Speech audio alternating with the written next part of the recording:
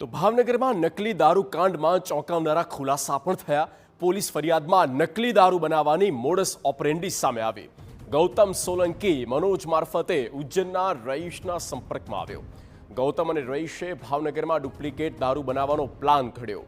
અમદાવાદથી ખાલી બોટલ, ઢાંકણા અને સ્ટીકર સહિતનો રો મટીરિયલ મંગાવ્યો।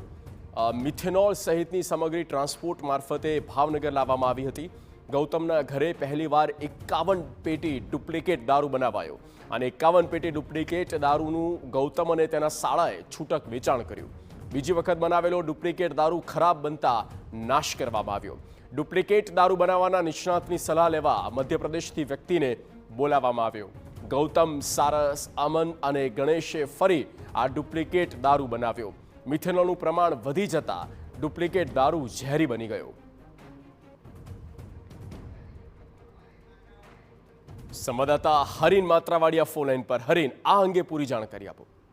બિલકુલ, એક બાદ એક ખુલાસા છે તે ભાવનગરની ઘટનામાં થઈ રહ્યા છે ને સૌથી મહત્વના સમાચાર એ છે કે જે ગૌતમ સોલંકી મુખ્ય આરોપી અને બુટલેગર છે તે મનોજ મારફતે ઉજ્જૈનના રહીશના સંપર્કમાં આવ્યો હતો ને ત્યારબાદ રહીશ, તેનો માણસ ઝુબેર અને ગૌતમ છે, ત્રણેય અમદાવાદ ખાતે જે ડુપ્લિકેટ દારૂ બનાવવાની સામગ્રી છે કે જેમાં ખાલી બોટલ, ઢાંકણા, સ્ટીકર, મિથેનોલની સામગ્રી જે સરખેજ અને અન્ય વિસ્તારોમાંથી ટ્રાન્સપોર્ટમાંથી લાવ્યા હતા અને સૌથી પહેલી વખત ગૌતમના ઘરે 51 પેટી ડુપ્લિકેટ દારૂ બનાવવામાં આવ્યો હતો ને જે છૂટક વેચાણ કરવામાં આવ્યું હતું ને ત્યારબાદ છે તમામ લોકોએ ભેગા મળી અને બીજી વખત જ્યારે ડુપ્લિકેટ દારૂ બનાવ્યો ત્યારે ખૂબ ખરાબ દારૂ બન્યો હતો, તેથી તેનો નાશ કરવામાં આવ્યો હતો અને ત્યારબાદ મહત્વની વાત છે, ગૌતમે જે ડુપ્લિકેટ દારૂ બનાવવાના નિષ્ણાંતોની સલાહ લેવા માટે મધ્યપ્રદેશથી 3 લોકો છે તેને બોલાવ્યા હતા અને તે કઈ રીતે ડુપ્લિકેટ દારૂ બની શકે તેની સલાહ આપવા માટે આવ્યા હતા ને જે બાદ ફરીથી આ તમામ લોકોએ છે ડુપ્લિકેટ દારૂ બનાવ્યો હતો ને તેમાં મિથેનોલનું પ્રમાણ વધી ગયું હતું, પરંતુ પૈસા કમાવાની લાલચે તેમણે 25 પેટી છે તે અન્ય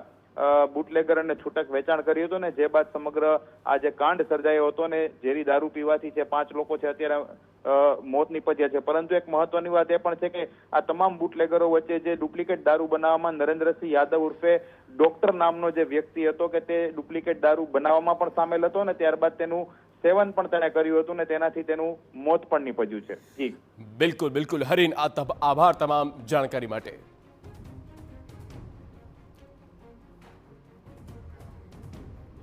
તો નકલી દારૂ બનાવવાની આખી આ મોડસ ઓપરેન્ડી કંઈક આ રીતે સામે આવી અને પૈસાની લાલચમાં આ બુટલેગરોએ આ ઝેરી દારૂનું વેચાણ શરૂ કર્યું।